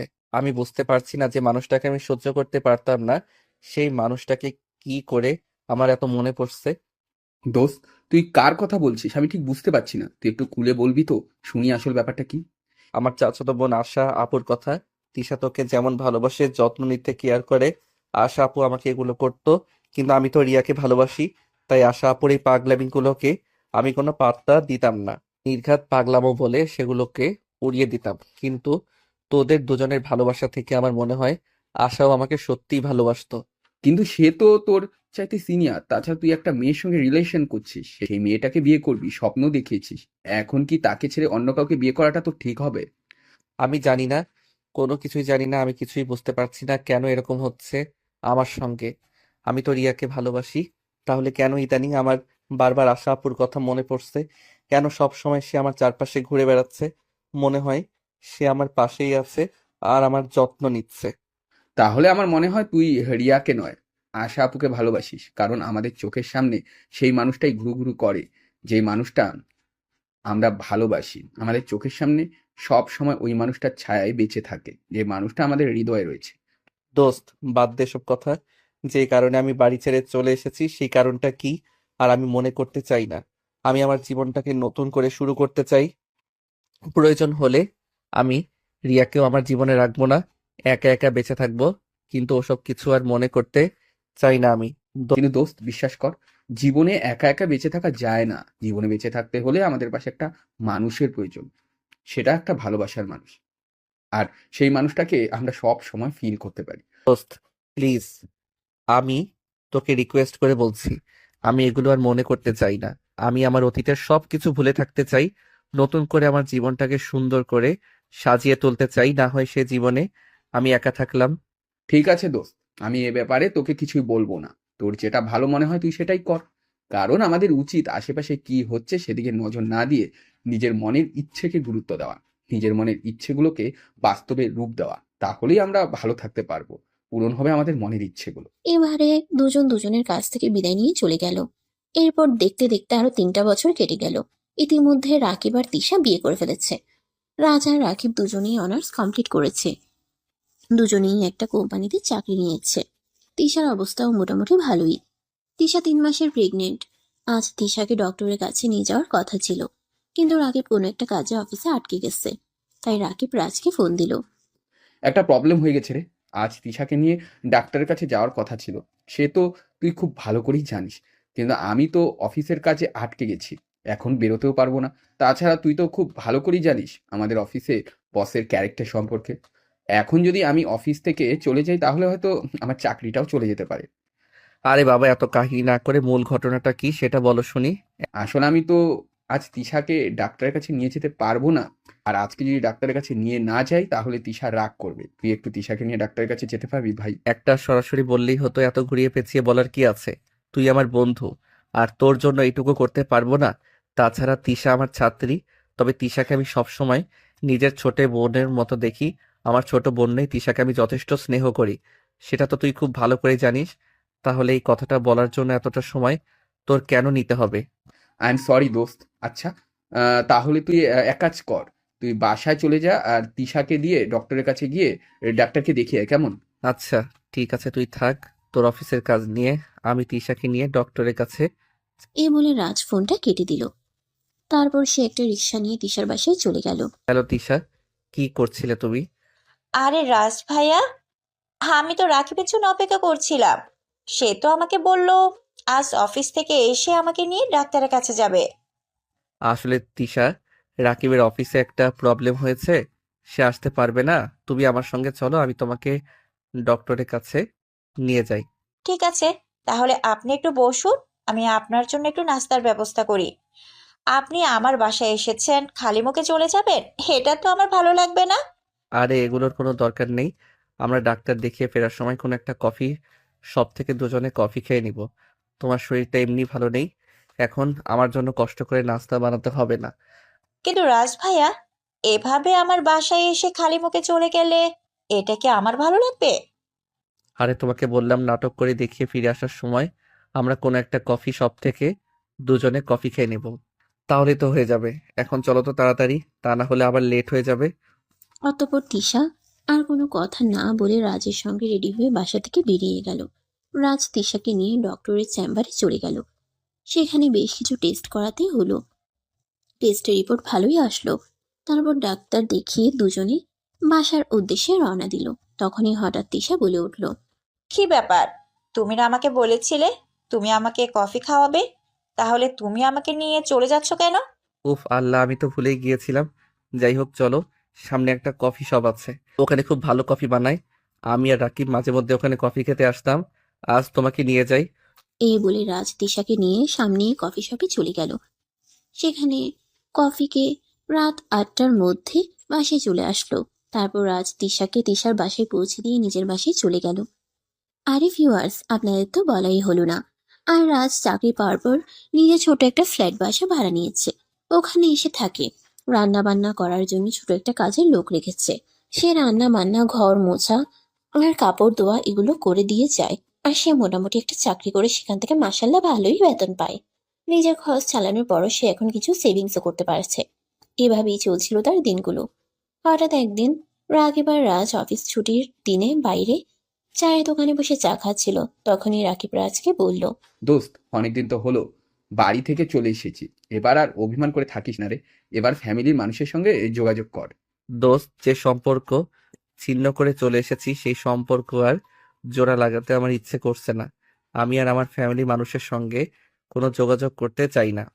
ভাই, তোর সবকিছুই আছে, তারপরেও তুই সেগুলোকে মূল্য দিচ্ছিস না। আর আমি জন্মের পরে বাবা মাকে হারিয়েছি, সংসারটাকেও নিজের হাতে সামলাচ্ছি সেই ছোট থেকেই।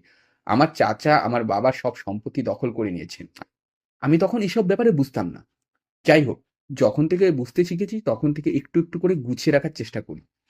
আর তোরা তো সবকিছুই আর তোর তো সবকিছু আছে, তাহলে তুই কেন এখানে পড়ে আছিস? যদি আমি আবার ওই বাড়িতে ফিরে যাই তাহলে আবার সবাই আমাকে ধরে বেঁধে আশা প্রসঙ্গে বিয়ে দেওয়ার চেষ্টা করবে, কিন্তু আমি আশা আপুকে বিয়েই করতে চাই না। কিন্তু আমার মনে হয় এটা তোর শুধু মুখের কথা না, মনের কথা। নয়তো কাট। কিন্তু আমার মনে হয় এটা তো শুধু মুখের কথা, মনের কথা নয়। তুই যদি আশা আপুকে পছন্দ নাই করিস, তাহলে এতদিন আশা আপুর কথা মন থেকে সম্পূর্ণভাবে মুছে ফেলতেই আমি প্রায়ই লক্ষ্য করি। তাহলে এতদিনে আশা আপুর কথা মন থেকে মুছেই ফেলতে পারতিস। আমি প্রায়ই লক্ষ্য করি তুই মাঝে মাঝেই ওর কথা বলিস। আশা আপু তোকে এটা করে দিত, ওটা করে দিত, আশা আপু তোকে এভাবে ওভাবে কেয়ার করতো। তোর মনে যদি আশা আপুর সম্পর্কে এই সমস্ত ভালোবাসা নাই থাকতো, তাহলে তুই এগুলো কেন তুলবি বল? আরে ভাই, বিশ্বাস করো, আশা আপু এগুলো করতো বলেই আমার মনে পড়ে, কিন্তু তাই বলে আমি তাকে ভালোবাসি না আর বিয়েও করতে চাই না। এটাই সত্য কথা। তুই আমার কথা বিশ্বাস কর। ভাই, আমি তোর কথা বিশ্বাস করতে পারলাম না, কারণ আমিও তো ভালোবেসে বিয়ে করেছি, তাই আমি জানি ভালোবাসার ফিলিংস গুলো কেমন হয়। আমি 100% গ্যারান্টি দিয়ে বলছি, তুই আশা আপুকে ভালোবাসিস, আর আশা আপুকে খুব বেশি মিস করিস। রাজ তখন কোনো কথা না বলে সেখান থেকে চুপচাপ বাসায় চলে আসলো। আসলে তার এই ব্যাপারে কথা বলতে ইচ্ছে হচ্ছিল না। বাসায় এসে বিছানায় শুয়ে শুয়ে মনে মনে ভাবতেছিল, আসলেই কি সে আশা আপুকে ভালোবাসে? বেশ কিছুক্ষণ শুয়ে শুয়ে চিন্তা করলো। তখনই তার হঠাৎ মনে পড়লো, আসলে রাকিব যা বলেছে তা একদম সত্য কথা। আমাদের সেই মানুষটাকে খুব বেশি মনে পড়ে যায়, মানুষটাকে আমরা খুব বেশি ভালোবাসি। আমাদের কল্পনায় যেই মানুষটা আসে সেই মানুষটাই আমাকে অনেক বেশি ভালোবাসে। কিন্তু রাজ সেটা রাকিবের কাছে প্রকাশ করলো না। এরপর চলে গেল আরো 2 বছর। তিশার একটা মেয়ে বাবু হয়েছে। সে এখন টুকটাক কথাও বলতে পারে। হঠাৎ একদিন রাজ তিশার বাসায় গেল। কি অবস্থা তিশা, কেমন আছো? আর তোমার মেয়ে কেমন আছে? এই তো ভাইয়া, আলহামদুলিল্লাহ, আমিও ভালো আছি। আর আমার মেয়েও ভালো আছে। ভাইয়া, তোমাকে একটা কথা বলার ছিল। তুমি কিছু মনে করবে না তো? আরে পাগলি মেয়ে, তুই আমাকে কিছু বলে আমি আবার কিছু মনে করব কেন? তোকে তো আমি সবসময় নিজের বোনের মতোই স্নেহ করি। ভাইয়া, তুমি যদি সত্যি আমাকে নিজের বোনের মতো মনে করো, তাহলে ছোট বোন হিসাবে তোমাকে একটা উপদেশ দিতে চাই। হ্যাঁ রে বাবা, বল না কি বলবি। এত হেয়ালি কেন করছিস? তুই তো জানিস আমি এত হেয়ালি করা একদম পছন্দ করি না। আমি মানে, আমরা সবাই চাই তুমি তোমার ফ্যামিলিতে ফিরে যাও। কারণ কি জানো, আমার একটা মেয়ে হয়েছে। আমি জানি এখন সন্তানকে ছাড়া একটা মুহূর্ত থাকা কতটা কষ্টের। আর তোমার বাবা মা, তারা কতটা কষ্ট করছে। তুমি কবে তাদের কাছ থেকে চলে এসেছো। সন্তান ছাড়া বাবা মায়ের জীবন কতটা দুর্বিষহ, সেটা আমি বুঝতে পারি। প্লিজ তুমি চলে যাও। কিন্তু আমি সেদিন যখন বাড়ি ছেড়ে বের হয়ে চলে এসেছিলাম, আমি তো বলে এসেছিলাম আমি আর কোনোদিন ওই বাড়িতে ফিরে যাব না। আমি যদি ওই বাড়িতে ফিরে যাই, ওই বাড়িতে কি আমার আদৌ জায়গা হবে? হবে না মানে? 100 বার হবে। তুমি কেন ভুলে যাচ্ছ? তুমি ওই বাড়িরই একমাত্র পুত্র সন্তান। আর ওই বাড়ির সমস্ত সম্পত্তি উত্তরাধিকারী একমাত্র তুমি। আশা করি যদি তুমি বিয়ে নাও করো, তারপরেও কত কত কোটি টাকার সম্পত্তি তোমার, সেগুলো কি তোমার বাবা মা এমনি এমনি কাউকে দিয়ে দিবে? তাছাড়া তুমি তাদের সন্তান, জীবিত আছো। তাদের কাছে থাকাটা তোমার প্রয়োজন আর কর্তব্য। আচ্ছা ঠিক আছে, আমি এই ব্যাপারে ভেবে দেখব। এত চিন্তা ভাবনার কিচ্ছু নেই। আমি রাকিবের সঙ্গে কথা বলবো, এবং আগামী সপ্তাহে আমরা দুজন তোমাকে নিয়ে তোমার বাড়িতে যাব। তারপর যা হয় দেখা যাবে। কিন্তু যদি তারপর ওখান থেকে অপমানিত হয়ে ফিরে আসতে হয়? আম- সেটা তুমি আমার উপর ছেড়ে দাও। ওখানে যা হবে সবটা আমি সামলে নেব। কিন্তু তোমাকে আমার সঙ্গে যেতেই হবে। এটাই শেষ কথা। আমরা আর কোনো কথাই শুনতে চাই না। হুম। রাজ তখন আর কোনো কথা না বলে সেখান থেকে সোজা নিজের বাসায় চলে গেল। এদিকে সেদিন রাতের বেলা যখন রাকিব বাসায় আসলো, তখন তিশা রাকিবের সঙ্গে এ ব্যাপারে কথা বলল। সবকিছু শুনে রাকিব তিশাকে বলল, আমি তো এই ব্যাপারে আজকে অনেক আগেই বলেছিলাম, কিন্তু সে তো আমার মুখের উপর না করে দিয়েছে। আমি আজ রাজ ভাইয়ের সঙ্গে কথা বলেছি। আমি ওনাকে সবটা বুঝিয়ে বলেছি। উনি আমাদের সঙ্গে যেতে রাজি হয়েছেন। চলো আগামী সপ্তাহে অফিস থেকে 1 সপ্তাহের ছুটি নিয়ে আমরা রাজ ভাইয়াকে ওনার বাড়িতে নিয়ে যাই। তারপর দুজনে মিলে ওনার বাবা মাকে সবটা বুঝিয়ে বলি, আর ওনাকে ওখানে দিয়ে আসি। ঠিক আছে, তুমি যখন বলছো তাহলে চলে যাওয়া যাক। তবে আমার মনে হয় রাজ আশা আপুকেই ভালোবাসে। কারণ কি যেন আমি সব সময় তার মুখ থেকে কারণ কি জানো আমি সবসময় তার মুখ থেকে আশা আপুর কথাই শুনি। কোনোদিনও আমি এটা শুনিনি যে সে একবারও বলেছে তার প্রেমিকা ওই ছিল, তার প্রেমিকা সেই ছিল। বারবার তাকে বলতে শুনেছি তার আশা আপু তার জন্য এইটা করতো, ওইটা করতো, এই করতো, এই করতো, এইসব। হ্যাঁ, সেজন্য তো আমরা দুজনে রাজ ভাইয়াকে তাদের বাড়িতে নিয়ে যাই। তারপর তার বাবা মার সঙ্গে কথা বলি। আশা আপুর সঙ্গেও কথা বলি। আশা আপু যদি এখনো রাজের জন্য অপেক্ষা করে বসে থাকে, তাহলে তো আমরা এটাই বুঝতে পারবো যে আশা আপু এখনো রাজকেই ভালোবাসে। হ্যাঁ, তুমি একদম ঠিক কথাই বলেছ। আমাদের হাতে এই একটা মাত্রই উপায় আছে, শুধু এইটা বোঝার জন্য। তাহলে চলো, আমি আগামী সপ্তাহে অফিস থেকে 1 সপ্তাহ ছুটি নিই। আর রাজকেও বলি অফিস থেকে ছুটি নিতে। তারপর তাকে নিয়ে তার বাড়িতে যাই। যদি ওখানে সবকিছু ঠিকঠাক হয়ে যায় তাহলে তো ভালোই। আর যদি সবকিছু ঠিকঠাক না হয় তাহলে তো আবার কাকে এখানে এসে চাকরি করতে হবে। আজও তো ওখানে। চলো ওখানে গিয়ে দেখা যাক পরিস্থিতিটা কি হয়। তারপর না হয় এসব কিছু নিয়ে ভাবা যাবে। অতঃপর পরের সপ্তাহে রাজ আর রাকিব দুজনই অফিস থেকে ছুটি নিল আর রেডি হয়ে ঢাকার উদ্দেশ্যে রওনা দিল। তারা যখন রাজের বাসায় এসে পৌঁছালো, তখন আনুমানিক বিকেল 3টার মতো হবে বাজে। সবাই ড্রয়িং রুমে বসে গল্প করছিল। তখনই রাকিব বাড়ির কলিং বেলে চাপ দিল। কিছুক্ষণ পর রাজের আম্মু এসে দরজা খুলে দিল। রাজ তখন পেছনে দাঁড়িয়েছিল। অতঃপর পরের সপ্তাহের রাজ আর রাকিব দুজনই অফিস থেকে ছুটি নিল আর রেডি হয়ে ঢাকার উদ্দেশ্যে রওনা দিল। তারা যখন রাজের বাসায় এসে পৌঁছালো, তখন আনুমানিক বিকেল 3টার মতো হবে বাজে।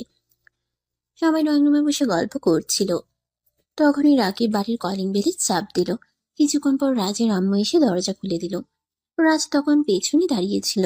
রাজের আম্মু রাকিবকে দেখে জিজ্ঞাসা করলো, কি ব্যাপার বাবা, তুমি কে? তোমাদের তো কি ব্যাপার, তুমি কে? তোমাকে তো চিনতে পারলাম না। এখানে কি কোনো দরকারে এসেছো? হ্যাঁ, আপনার ছেলেকে নিয়ে এসেছি। কি বলো তুমি?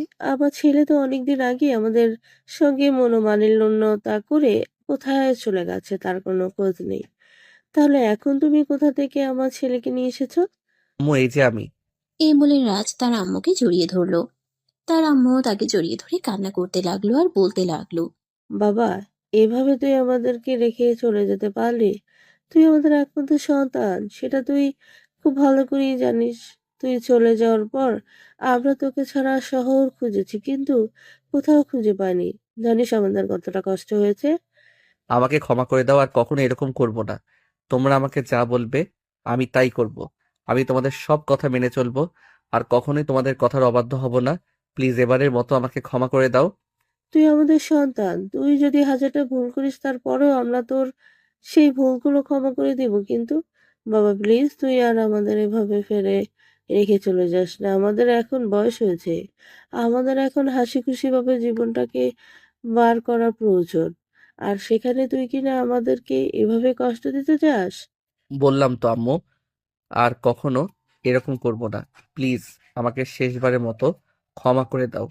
রাজের আম্মু তখন রাজকে নিয়ে বাড়ির ভিতরে গেল। সবাই রাজকে এতদিন পর দেখতে পেয়ে অনেক খুশি। সবাই কান্না করছে, কেউ কিছু বলতেই পারছে না।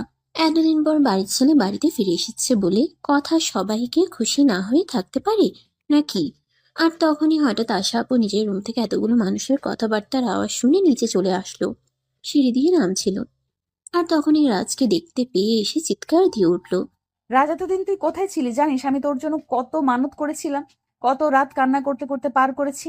আল্লাহর কাছে নামাজে শুধু তোকেই চেয়েছি। প্রত্যেকটা মোনাজাতে আমি আল্লাহর কাছে বলেছি, আল্লাহ তুমি আমার রাজকে আমার কাছে ফিরিয়ে দাও। আমি আর জীবনে কিছুই চাই না।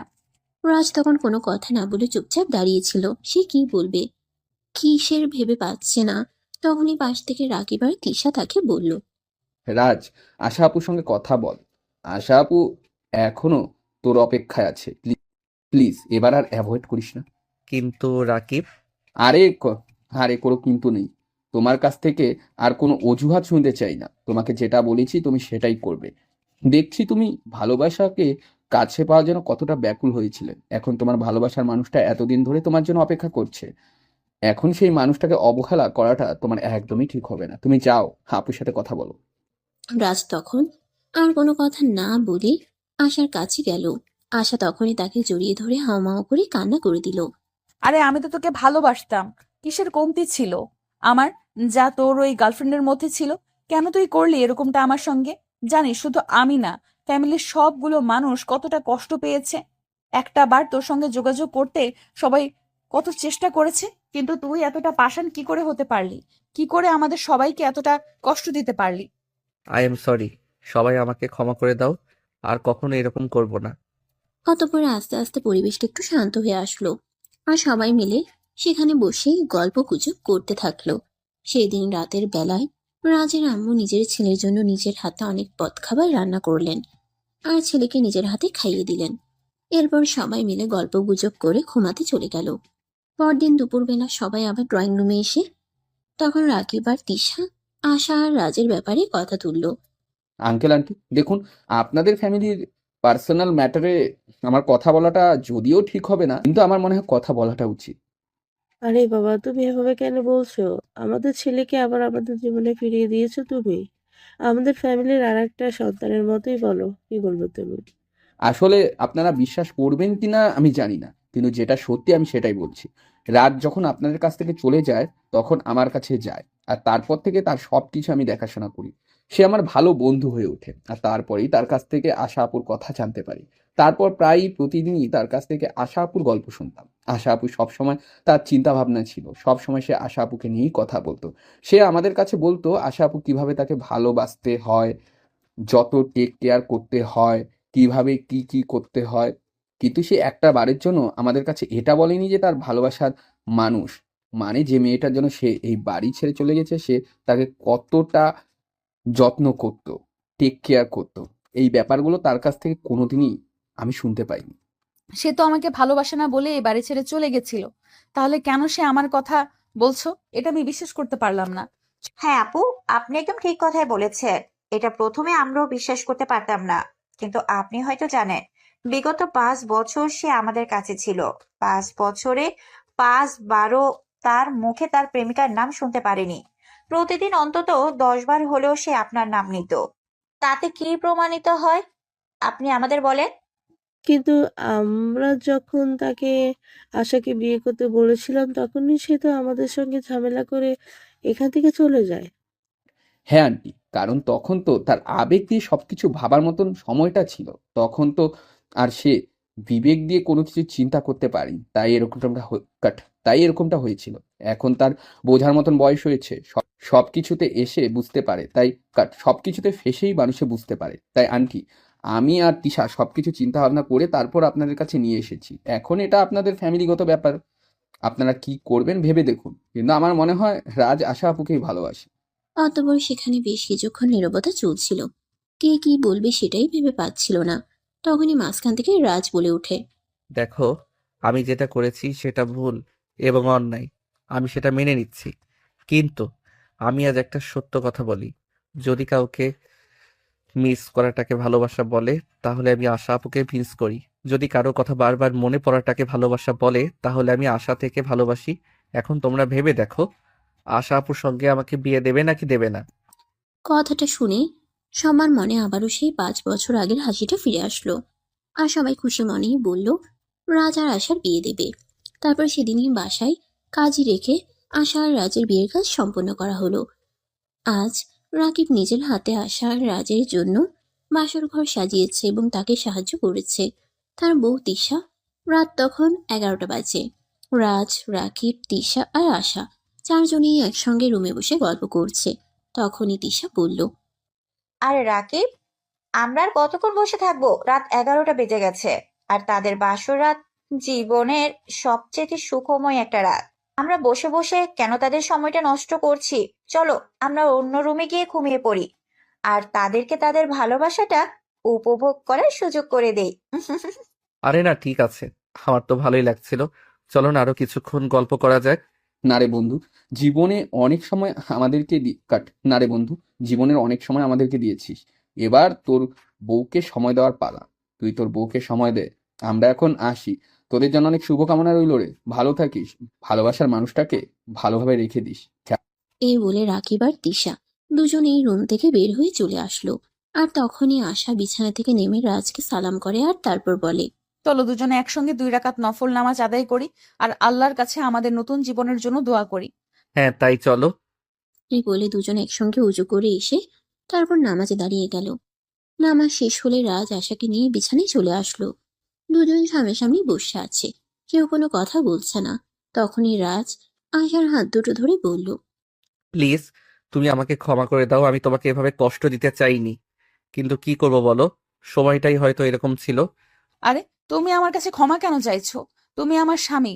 আমি কোনো ভুল করে থাকলে আমাকে তুমি ক্ষমা করে দিও। কিন্তু আমি বুঝতে পেরেছি ওই সময়টা তোমার আবেগের ছিল, তাই তাই আমার সঙ্গে এরকম করেছো। তবে বিশ্বাস করো, আমি কিছুই মনে করিনি। আমি জানতাম আমার ভালোবাসার সত্য একদিন না একদিন তুমি ফিরে আসবেই। সত্যি তুমি আমাকে ক্ষমা করে দিয়েছো? আমার প্রতি তোমার কোনো অভিযোগ নেই? না রে বাবা, কোনো অভিযোগ নেই। এখন চলো, এই 5 বছর আগে যেটা করতে চেয়েছিলাম এখন ওটা করি। এখন তো আর কোনো বাধা নেই, এখন তো আমরা স্বামী স্ত্রী। কথাটা শুনে রাজ অনেকটাই লজ্জায় পড়ে গেল। আসলে সে কোনোদিন কল্পনাও করেনি তার আপন চাচাতো বোনের সঙ্গে তাকে বাসর করতে হবে। যাই হোক, বিধাতার লেখন কেউ খণ্ডাতে পারে না। লজ্জায় সে আশার দিকে চোখ তুলে তাকাতে পারছিল না।